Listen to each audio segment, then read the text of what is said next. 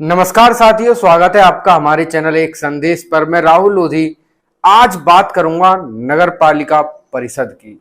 जी हां, आपने देखा होगा कि चुनाव आयोग ने नगर पालिका के चुनाव के लिए तिथियां भी घोषित कर दी हैं और जल्द ही नवंबर तक जो नगर पालिका के चुनाव हैं, नगर निगम के चुनाव हैं, वो सभी हो जाएंगे। तो अब हम जानते हैं कि जो प्रत्याशी हैं वो अपना पूरा दम भरेंगे कि किस प्रकार से नगर पंचायत का, नगर पालिका का और नगर निगम का चेयरमैन, अध्यक्ष, मेयर बना जाए। तो हमने जो बात बोली चेयरमैन, अध्यक्ष और मेयर, ये हमने क्यों बोली इसका भी आपको जवाब दूंगा। लेकिन जो भी प्रत्याशी हैं उनको ये पता होना आवश्यक है कि आखिर वो चुनाव तो लड़ रहे हैं लेकिन उनकी क्या क्या जिम्मेदारियां इस पद को लेकर हैं। तो हम बात करेंगे अब नगर पालिका परिषद की। ये 3 स्ट्रक्चर है इसकी। पहले तो एक स्ट्रक्चर होती है, ये 3 भागों में विभाजित होती है। एक तो होता है परिवर्तित क्षेत्र, जैसे कि गांव से नगर की ओर बढ़ना।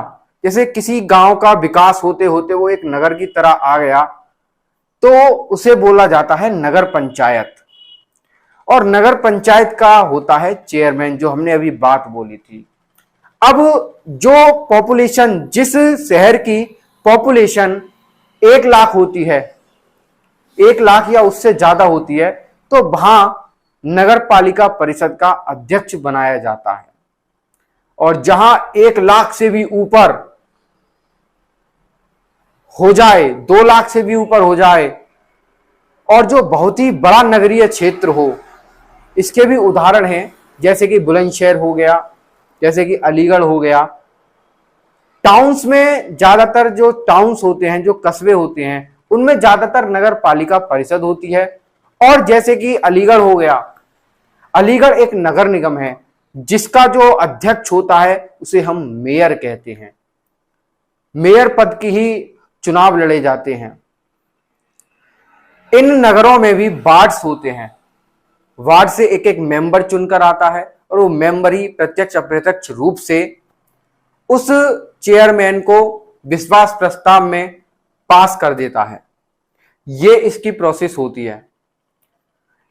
जो नगर पालिका परिषद का गठन किया गया था, जिसके जो इसकी क्या उद्देश्य था, नगर पालिका बनाने का क्या उद्देश्य था, तो इसका बनाने का मुख्य उद्देश्य था कि विकास की प्रक्रिया में जन भागीदारी, छोटे से छोटे तबके की इसमें भागीदारी हो। जो विकास शहर से लेके गांव का होना है उसमें जन भागीदारी हो, ये उसका उद्देश्य था।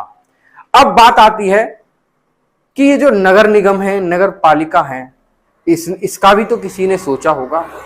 किसी ने इसके बारे में भी तो ये सोचा होगा कि आखिरकार हमें इस प्रकार की एक प्रोसेस तैयार करनी चाहिए जिससे गांव से लेके क्षेत्र से लेके कस्बे का विकास हो सके। तो इसके जो जनक माने जाते हैं वो लॉर्ड रिपन माने जाते हैं। लॉर्ड रिपन ने सबसे पहले इसकी स्थापना की थी। और जो देश का पहला नगर निगम था तो वो था मद्रास नगर निगम। लॉर्ड रिपन ने जिला बोर्ड की स्थापना की थी 1882 में। अब बात करते हैं कि ये तो असंवैधानिक रूप से था। जो भी था, जो लॉर्ड रिपन ने नगर निगम बनाया वो असंवैधानिक था, क्योंकि उस समय संविधान की रचना नहीं हो पाई थी। लेकिन आफ्टर जब संविधान गठित हो गया तो उसमें भी कहीं ना कहीं अड़चनें आती रहीं नगर पालिका की, नगर परिषद की, कैसे इसको वरीयता दी जाए। तो 74th जो 74वां संविधान संशोधन था 1992-93, उसमें जो पीवी नरसिम्हा राव थे उन्होंने इसकी सहमति दी। राष्ट्रपति ने इस पर हस्ताक्षर किए। राष्ट्रपति के हस्ताक्षर करने के बाद जो नगर पालिका परिषद और नगर निगम है ये हमारे देश के लिए लागू हो गया। और जब से जो छोटे छोटे नगरीय क्षेत्र हैं, बड़े नगरीय क्षेत्र हैं, वहां पर चेयरमैन पद के लिए, अध्यक्ष पद के लिए और मेयर पद के लिए चुनाव होने लगे। तो अब जानते हैं हम नगर पालिका के कार्य क्या क्या होते हैं। लेकिन कार्य जानने से पहले हमें जो अध्यक्ष चुना जाता है, जो चेयरमैन चुना जाता है, जो मेयर चुना जाता है, उनके कार्यकाल पर भी टिप्पणी डाल लेनी चाहिए। इनका कार्यकाल 5 वर्ष होता है और इनका जो कार्य होता है वो वाटर सप्लाई करना, हॉस्पिटैलिटी, रोड्स। आपने देखा होगा कि नगर में जो छोटे छोटे नगर होते हैं रोड बनाने का कार्य तो नगर पालिका का होता है, वाटर सप्लाई का कार्य नगर पालिका का होता है, जो स्ट्रीट लाइट होती हैं उनका रख रखाव, मेंटेनेंस, सारी प्रक्रियाएं जो होती हैं वो नगर पालिका का होता है। सफाई का जो सारी प्रोसेस है वो उसकी होती है। जो पार्क होते हैं, पार्कों का मेंटेनेंस तो वो भी नगर पालिका के द्वारा किया जाता है। फायर ब्रिगेड, जो मार्केट के स्थान है उनकी साफ सफाई, जितनी भी नगर की क्रियाकलाप हैं वो नगर पालिका के अंतर्गत आती हैं। सॉलिड वेस्ट मैनेजमेंट हो गया आपका, ये भी नगर पालिका के अंतर्गत आता है।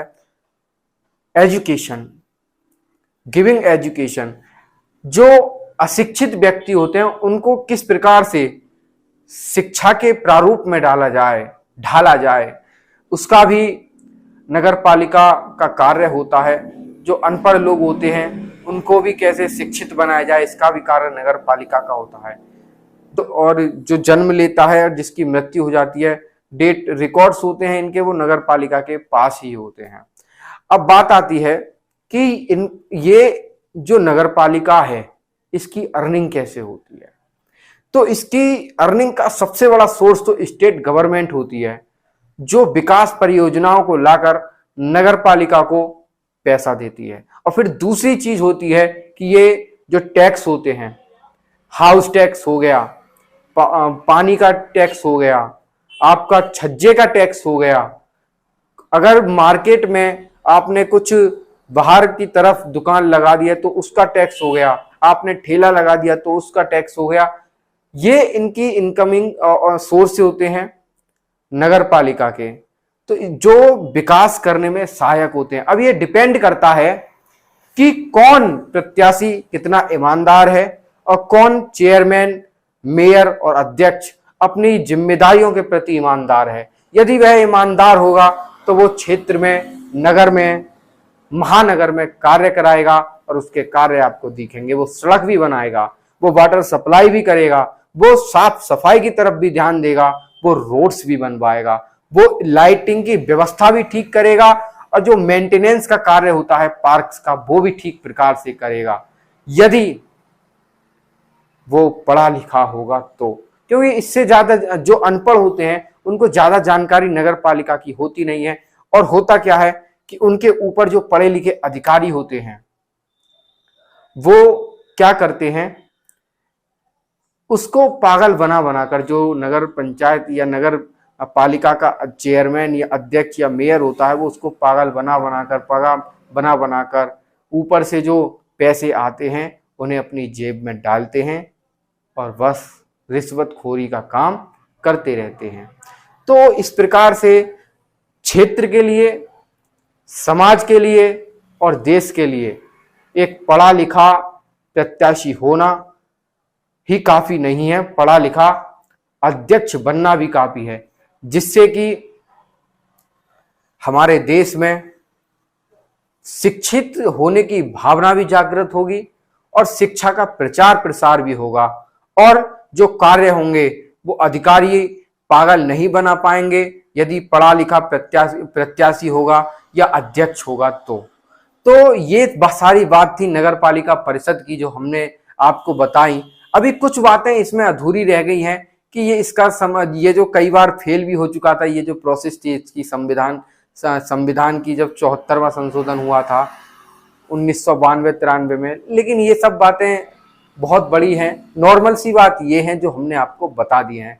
तो इसी प्रकार से जुड़े रहिएगा और बहुत सारी इंफॉर्मेटिव चीजों को जानने के लिए हमारे एक संदेश चैनल को जरूर सब्सक्राइब कीजिएगा। यदि वीडियो अच्छी लगती है तो वीडियो को जरूर लाइक कीजिएगा और शेयर करना बिल्कुल ना भूलें, जिससे कि लोगों को अपनी अपनी नगर पालिका के बारे में जानकारी प्राप्त हो। तब तक के लिए धन्यवाद और बहुत बहुत आपका आभार। जय हिंद।